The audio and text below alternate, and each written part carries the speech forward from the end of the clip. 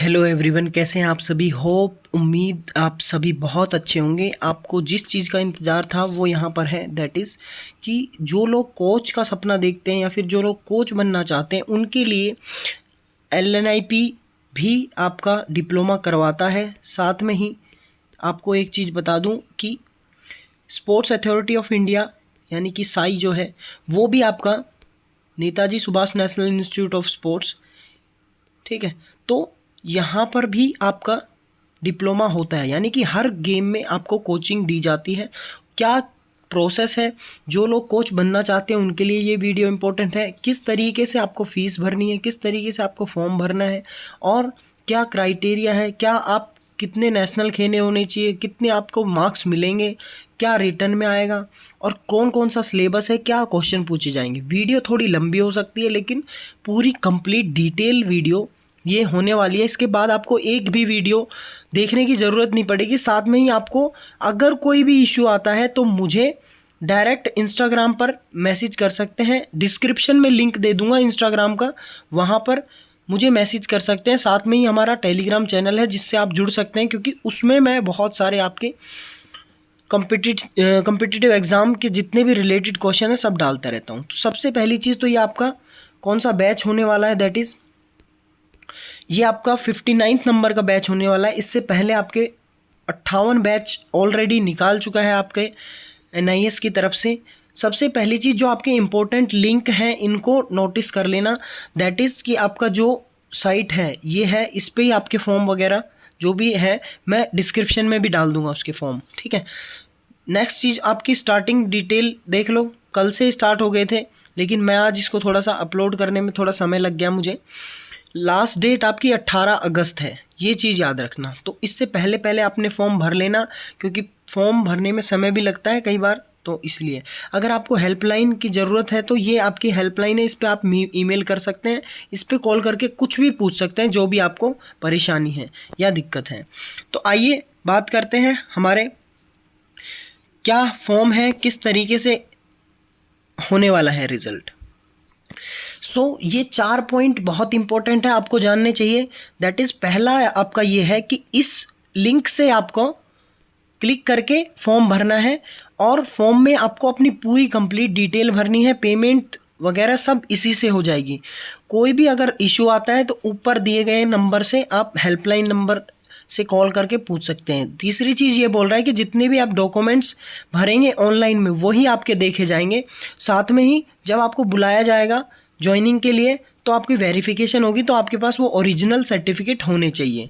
ये बात थी। अगली बात है आपकी स्पोर्ट्स में कितनी कितनी वैकेंसीज़ हैं इस बार, कितनी कितनी सीट हैं। तो आप ये सीट अपनी देख सकते हैं, जैसे यहाँ पर अलग अलग गेम में इसका स्क्रीनशॉट भी ले सकते हैं, सो दैट कि आपको हेल्प हो जाए थोड़ी सी। अब दूसरी चीज़ ये है, ये देखो आगे टोटल आपकी सीट्स हैं 225 सीटें, ठीक है, ये याद रखना। आगे देखो सेंटर्स आपके कहाँ होंगे। ऑनलाइन एग्ज़ाम होने वाले हैं, आपको बता देता हूँ।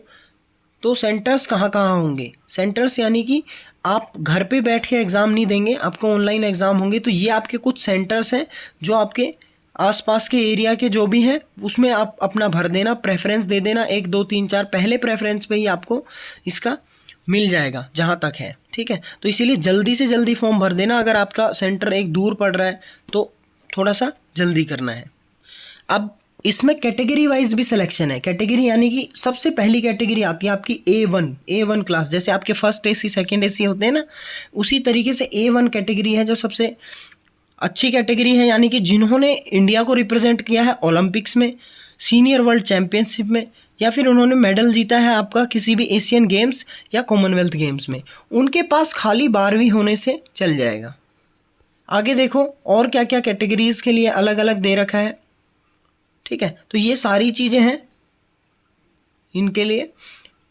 कैटेगरी 2 यानी कि कैटेगरी अगर हम देखें A2, इसमें आपका 12वीं पास होना चाहिए, ठीक है। साथ में ही इनमें पार्टिसिपेशन होना चाहिए, या तो ओलंपिक गेम्स में हो, सीनियर वर्ल्ड चैम्पियनशिप में हो, एशियन गेम्स में हो, कॉमनवेल्थ गेम्स में हो, या फिर यूथ ओलंपिक्स में हो। तो इनमें होनी चाहिए ये स्पोर्ट्स अचीवमेंट। और साथ में ही आपकी आती है B कैटेगरी। अभी A के बाद आती है बी कैटेगरी। बी कैटेगरी के लोग हैं, मोस्ट ऑफ द स्टूडेंट्स जो होते हैं बी कैटेगरी में ही फॉर्म भरते हैं, यानी कि क्योंकि सभी ओलंपिक्स नहीं खेले होते हैं। अभी सबसे पहली चीज़ तो ये ग्रेजुएशन चाहिए, इसमें याद रखना, ठीक है। अब इसमें ग्रेजुएशन चाहिए ही चाहिए। ग्रेजुएशन के साथ साथ में क्या चाहिए, स्पोर्ट्स में क्या क्या होना चाहिए आपके पास। स्पोर्ट्स में होना चाहिए कोई भी एक इंटरनेशनल में आपका पार्टिसिपेशन होना चाहिए। अगर वो नहीं है तो आपके पास इन तीनों में से किसी भी एक चैम्पियनशिप में पार्टिसिपेशन होना चाहिए, यानी कि या तो आपके पास सीनियर नेशनल का सर्टिफिकेट हो एक, या आपके पास खेलो इंडिया का एक सर्टिफिकेट हो, या फिर आपका यूनिवर्सिटी गेम्स का, या फिर all India inter university games हो। अदरवाइज अगर आपके पास ये भी नहीं है तो आपके पास इनमें से कुछ होना चाहिए, यानी कि 2 बार आपके पास पार्टिसिपेशन होना चाहिए जूनियर नेशनल का, 2 बार आपको इंटर सर्विस या फिर आपका जो रेलवेज़ की चैम्पियनशिप होती है वो होनी चाहिए, या ऑल इंडिया पुलिस गेम्स आपके पास 2 बार पार्टिसिपेशन होना चाहिए, या खेलो इंडिया यूथ गेम्स या SGFI आपके पास जो खेलो इंडिया SGFI, ठीक है, ये आपके पास 2 बार होना चाहिए। और अगर आपके पास ये भी नहीं है तो आपके पास ये सारी चीज़ें होनी चाहिए, यानी कि डी कैटेगरी, यानी कि ये आपके पास अगर है, यानी कि सबसे पहली चीज़ तो जो 6 वीक का मैंने आपका सर्टिफिकेट कोर्स के बारे में डाला था, या तो आपके पास वो हो, साथ में ही आपके पास एक मेडल होना चाहिए। मेडल किस तरीके से, स्टेट सीनियर चैम्पियनशिप में किसी भी एक कोई भी मेडल हो सकता है, स्टेट में मेडल, ठीक है। 2 मेडल 2 बार आपको पार्टिसिपेट करना है, किसमें, सीनियर स्टेट चैम्पियनशिप में, ये आपका स्टेट के सर्टिफिकेट होने चाहिए आपके पास, या तो इन तीनों में से, ठीक है। ये तीनों अलग अलग चीज़ हैं, या तो आपके पास ये हो ऊपर वाला, या फिर आपके पास ये हो, या ये हो, या ये हो, इनमें से कुछ भी, और साथ में ग्रेजुएशन है, देन यू कैन अप्लाई, आप अप्लाई कर सकते हो। अदरवाइज तो आप अप्लाई भी नहीं कर सकते, ठीक है। तो ये चीज़ समझ में आई है। बाकी एक आती है सी कैटेगरी, ये आपकी सी कैटेगरी है। इसमें क्या है, ग्रेजुएशन चाहिए, बिल्कुल चाहिए, साथ में ही आपकी क्या चाहिए, स्पोर्ट्स अचीवमेंट्स कौन कौन सी होनी चाहिए जो लोग सी कैटेगरी के अंदर में भर रहे हैं। देखिए करेंगे सब एक ही कोर्स, सबको एक ही कोर्स मिलेगा, लेकिन यहाँ पर प्रेफरेंस दे रखी है जिसने जितना खेल रखा है। तो इसमें क्या है, नॉर्थ ईस्ट गेम्स होते हैं, आपको पता है नॉर्थ ईस्ट, ठीक है। नॉर्थ ईस्ट गेम्स में मेडल होना चाहिए, अदरवाइज 2 बार पार्टिसिपेशन तो होना चाहिए कम से कम। अगर वो भी नहीं है तो ये जो बी कैटेगरी है ऊपर वाली वो फिलफिल करें, तो वो तो फिर सिंपल हो ही जाएंगे, ठीक है। तो ये चीज़ है। एज की बात करें तो 21 से लेके 35 साल तक एज है, साथ में ही आपका 5 ईयर का रिलैक्सेशन मिलेगा जो लोग ओलंपिक्स खेल रखे हैं, जो लोग सीनियर वर्ल्ड चैम्पियनशिप खेल रखे हैं, एशियन गेम्स खेल रखे हैं, senior Asian championship, Commonwealth games, या फिर senior Commonwealth championship. SC ST OBC उनको भी आपका छूट मिलेगा। साथ में ही आपका ये है, अगर कोई सर्विस में है या कोई एक्स सर्विसमैन है, ठीक है, आर्म फोर्सेस में, उनको भी 5 साल की छूट मिलेगी। आगे देखिए क्या चीज़ है, किस तरीके से आपके मार्क्स दिए जाएंगे। देखिए ये वीडियो बहुत इंपॉर्टेंट है, इसी से आप तैयारी भी करेंगे और आगे मैं बताऊंगा अभी कैसे तैयारी करनी है, कैसे आपको मार्क्स लेने हैं। एजुकेशन क्वालिफिकेशन में आपको टोटल 10 मार्क्स मिल सकते हैं, मैक्सिमम बता रहा हूँ, ये मैक्सिमम है, ये 10 आप ले सकते हैं। स्पोर्ट्स अचीवमेंट में आप 20 मार्क्स ले सकते हैं, ठीक है। इंटरव्यू आपका 10 मार्क्स का होगा, इसमें से आपको मार्क्स मिलेंगे, ठीक है। जैसे 10 में से 5 मिल गए, 20 में से आपको 10 मिल गए, बताऊंगा आगे किस तरीके से। स्पेशलाइज्ड स्पोर्ट्स थ्योरी MCQ, यानी कि जो आपके MCQ होंगे अपने गेम से रिलेटेड स्पेशल पूछे जाएंगे, वो 25 नंबर के। जनरल नॉलेज के आपके 10, ठीक है। लॉजिकल रीजनिंग 10 नंबर की, ठीक है। कम्युनिकेशन 10 नंबर की, और साथ में ही बेसिक कंप्यूटर 5 नंबर का। तो टोटल आपका ये मिला के 60 नंबर का पेपर बनेगा, 60 नंबर का। तो ये 60 हो गया, ऊपर ये 40 हो गया, तो ये 40 में से आप, तो आपके पास जो सर्टिफिकेट है उनमें से मिलेंगे। लेकिन इन 60 में से आप ले सकते हो कितने भी, 60 में से 60 भी ले सकते हो।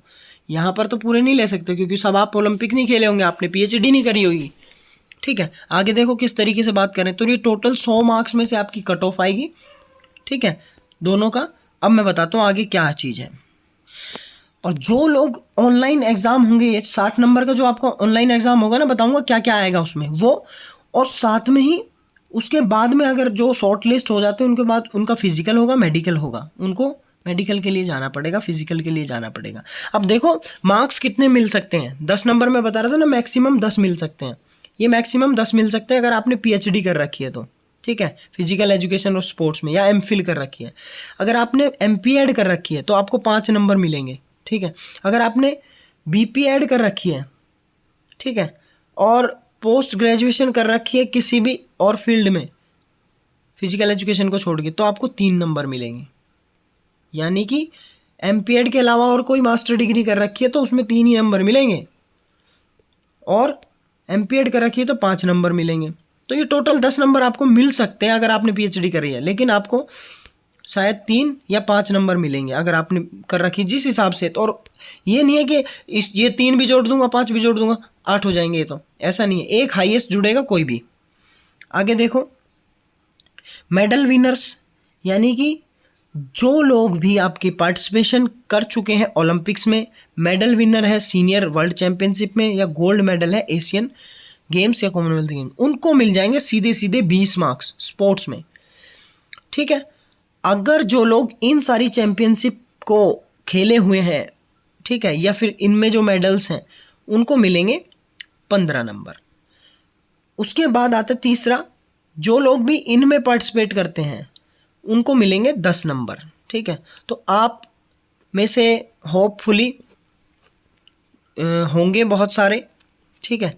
इसमें अभी सारे के सारे मोस्टली 90% इसमें भरते हैं, यानी कि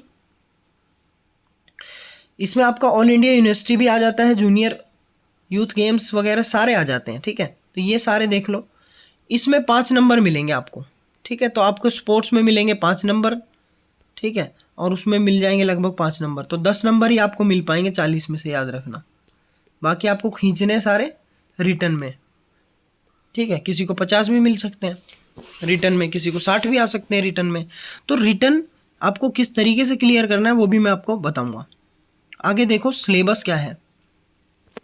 सिलेबस ये है कि जो भी आपका गेम है, कोई भी XYZ जो भी आपका गेम है, एक पर्टिकुलर गेम का नाम नहीं लूँगा, उसकी बेसिक कुछ टर्मिनोलॉजी होंगी जो उसमें खेलों में शब्द यूज़ किए जाते हैं। जैसे कि अलग अलग खेल में अलग अलग शब्द यूज़ किए जाते हैं, उन शब्दों को, कठिन कोई सा शब्द है तो उसकी एब्रीवेशंस होती हैं, कुछ शॉर्ट फॉर्म हो गई, किस तरीके से टेक्निकल रूल्स होते हैं। आप इतने सालों से गेम खेल रहे हैं, आपको टेक्निकल रूल्स सारे पता होंगे। स्पेसिफिकेशन ऑफ प्ले फील्ड, यानी कि किस तरीके से आपकी कोर्ट, एरिना, इक्विपमेंट्स, इन सभी चीज़ों के बारे में अलग अलग तरीके से बोला जाता है। इनकी डायमेंशंस होती हैं, इनका फॉर्मेट होता है, ये कितना बाय कितने का है, सबका साइज। तो अपने गेम से रिलेटेड कुछ भी क्वेश्चन आ जाते हैं इसमें, ठीक है। दूसरी चीज़, और B सेक्शन में क्या आएगा, जनरल नॉलेज। इसमें आपका क्या आएगा, करंट अफेयर्स, याद रखना। Basic sports awareness at national and international level, तो यानी कि स्पोर्ट्स GK आपको होनी चाहिए, स्पोर्ट्स करंट अफेयर्स भी आपके पास होने चाहिए। अवार्ड्स, यानी कि जितने भी आपके अवार्ड्स हैं, जैसे अर्जुन अवार्ड कब शुरू किया गया, 1961 में। ऐसे ही आपका मान लीजिए मेजर ध्यानचंद अवार्ड 2002 में शुरू किया गया, ठीक है। और आपका द्रोणाचार्य अवार्ड, ठीक है, ये आपका 1965 में। तो इस तरीके से आपको ये भी याद रखना है किसको दिए जाते हैं, ये खिलाड़ी को दिए जाते हैं, ये कोच को दिए जाते हैं, और ये आपके खिलाड़ी को दिए जाते हैं। इस तरीके से सबसे बड़ा अवार्ड है राजीव गांधी खेल रत्न, ठीक है। तो ये 1991 और 2 में शुरू किया गया। उस तरीके से आपको ये याद रखने अवार्ड्स। साथ में ही rural sports in country and sports promotion scheme, अगर कोई स्कीम चलाई है भारत, ठीक है, सरकार ने, तो उस स्कीम को भी आपको थोड़ा सा पढ़ लेना है। दूसरी चीज़, लॉजिकल रीजनिंग पूछी जाएगी, कोचिंग एप्टीट्यूड। अब कोच आप बनने जा रहे हैं तो आपकी स्किल्स ऐसी होनी चाहिए कि आप बच्चे को किस तरीके से बिहेव करेंगे।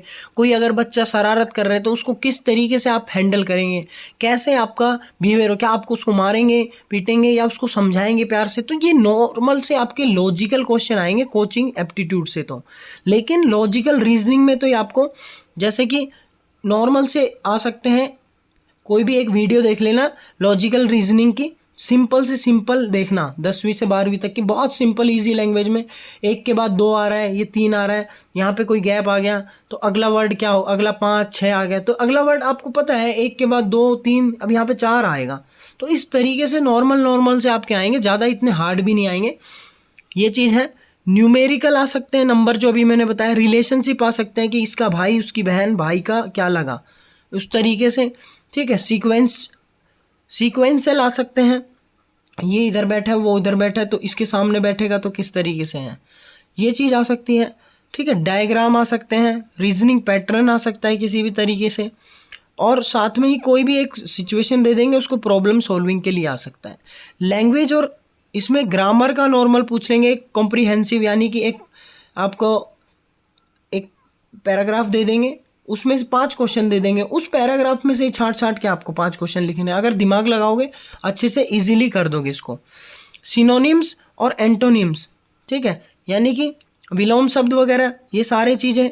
और साथ में अगर हम देखें basic computer knowledge, basic computer knowledge में कुछ भी नहीं है। बेसिक कंप्यूटर नॉलेज की जब आप एक वीडियो देख लेना कोई सी भी, ठीक है, बेसिक कंप्यूटर नॉलेज के लिए, उसमें आप एब्रीवेशन देख लेना, इनपुट आउटपुट डिवाइस देख लेना, और कंट्रोल+C से क्या होता है, कंट्रोल+A से क्या होता है, कंट्रोल+V से क्या हो सकता है, ये अपनी एक छोटी सी कॉपी बना लेना। उसमें ये सारे आपकी ये जो तीनों चीज़ें हैं चारों, इनके बारे में थोड़ा सा अपनी खुद से तैयारी करने अभी से शुरू कर दो आप। और किसी को कोई दिक्कत आ रही है तो मुझसे पूछ सकता है। फिजिकल टेस्ट होगा उसके बाद आपका, जैसे आपका ये हो जाएगा उसके बाद आपका फिजिकल टेस्ट होगा। इसमें आपके नॉर्मल से हैं कि ये तो सभी पास कर लेते हैं, इतना ज़्यादा कोई वो भी नहीं है। जैसे 30 मीटर आपको दौड़ना कितने में है, अगर कोई 30 साल से कम का मेल है तो उसको दौड़ना है 4.80 सेकेंड में, ठीक है, तो आराम से दौड़ लेगा। स्टैंडिंग ब्रॉड जंप 1.60 मीटर कूदनी है, ठीक है, तो आराम से कूद लेगा। ऐसे ही आपका 6x10 ये है। फ्लेक्सिबिलिटी के लिए बैंड एंड रीच टेस्ट होता है, आपको आराम से बैठ के या फिर, ठीक है, खड़े होके आपको बैंड होना है फॉरवर्ड, और आपको आगे झुकना है, जितना मर्जी आप झुकें उतना ज़्यादा आपको अच्छा मार्क्स मिलेंगे। उसके बाद में आपका 66, अब ये मार्क्स नहीं मिलते इसमें, पहली बात तो ये है, ये गलत बोल दिया मैंने, मार्क्स मिलेंगे, मैं ये बोलना चाह रहा हूँ आपसे कि इसमें आपको इतना ये क्राइटेरिया फुलफिल करना ही है इसको पास करने के लिए आपको, ठीक है। 1600 मीटर आपको कितने में करनी है, अगर आप मेल हैं 30 साल से कम है तो आपको करनी है 3, यानी कि 7.5 मिनट में, ठीक है, 7.5 मिनट में। दूसरी चीज़, अगर आप 30 साल से ऊपर है तो ये सारे क्राइटेरिया आपको फुलफिल करने पड़ेंगे। अभी मेन फोकस रखो रिटर्न पे, रिटर्न हो जाएगा तो आपका फिजिकल भी आराम से हो जाएगा। और कोई आपकी इम्पोर्टेंट टिप्स दे रखी है जो आपको मैं बता देता हूँ। आप अपना अच्छे से, एक तो कह रहे हैं कि जब एग्ज़ाम हॉल में जाएं या फिर एप्लीकेशन जब सबमिट करें तो उसको थोड़ा सा देख लें आप एलिजिबल हैं नहीं हैं, अच्छे से अपने फॉर्म्स वगैरह भी ढंग से भरें, कुछ गलत इन्फॉर्मेशन ना दें उसमें। उसके बाद में एलिजिबिलिटी क्राइटेरिया अगर आपका फुलफिल नहीं होता है तो रिजेक्ट कर देंगे। एक बार सबमिट हो गया तो फिर विड्रॉ नहीं कर सकते हो आप, इसमें ऐसा कह रहे हैं साथ में ही। और आपकी कुछ चीज़ें और बता देता हूँ, ये तो नॉर्मल सी बातें हैं, केस वेस नहीं लगा होना चाहिए आपके ऊपर, ये तो नहीं लगा होगा किसी पे होपफुली, ठीक है। और सबसे इम्पोर्टेंट चीज़ जो आपकी है कि फ़ीस कितनी लगेगी। एप्लीकेशन फ़ीस जो अभी डालोगे उसमें 1500 रुपये लगेंगे आपके। फ़ीस स्ट्रक्चर अगर आप देखोगे तो फ़ीस स्ट्रक्चर कुछ इस प्रकार से है, यानी कि आपका पूरा कोर्स का कितना रुपये लगेगा वो ये कहना चाह रहा है। तो ये आपका 1 सेमेस्टर का है, 2 इंस्टॉलमेंट जाएंगी आपकी, क्योंकि 2 सेमेस्टर का होता है आपका। तो ये फर्स्ट इंस्टॉलमेंट आपका डिपॉजिट होगा 40,800 रुपये, ठीक है, अगर आप इंडियन हैं। अगर आप बाहर के हैं, विदेशी हैं, तो आपको यही लगभग 70,000 के आसपास, 200 रुपये ही कम है, 70,000 में इतने रुपए आपको देने पड़ेंगे। उसी के साथ साथ में जैसे आप रुकोगे सेंटर वगैरह पे जाओगे तो लॉजिंग के लिए और बोर्डिंग के लिए आपके चार्जेस लगेंगे 25 रुपये पर डे के हिसाब से, यहाँ पर 300 रुपये पर डे के हिसाब से, ठीक है। तो ये ऑलमोस्ट 325 रुपये है आपके, ठीक है। तो ये एक नॉर्मल से चार्जेस हैं जो आपको देने पड़ेंगे। और कुछ आपके हैं जिनमें आपके इक्विपमेंट चार्जेस भी लगेंगे, एडिशनली। तो ये आपकी नॉर्मल सी एक वीडियो थी जो मैं बता दे रहा हूँ, जो आपके लिए मैंने बनाई है। होपफुली आपको पसंद आई होगी और आपको कोई ना कोई ऐसी जानकारी सारी मिल गई होंगी। और कोई भी अगर आपकी जानकारी रहती है तो वो आपको सर्च करना है मोनू मधुकर, ठीक है, टेलीग्राम पे, इंस्टाग्राम पे, कहीं पे भी, और या फिर लिंक मैंने डिस्क्रिप्शन में दे रखा है। और आप सभी तैयारी में जुट जाइए। किसी को कोई तैयारी करनी है तो मेरे से भी पर्सनली भी पूछ सकता है इंस्टाग्राम पे मैसेज करके। मिलते हैं नेक्स्ट वीडियो में। Until we meet, stay fit and stay healthy.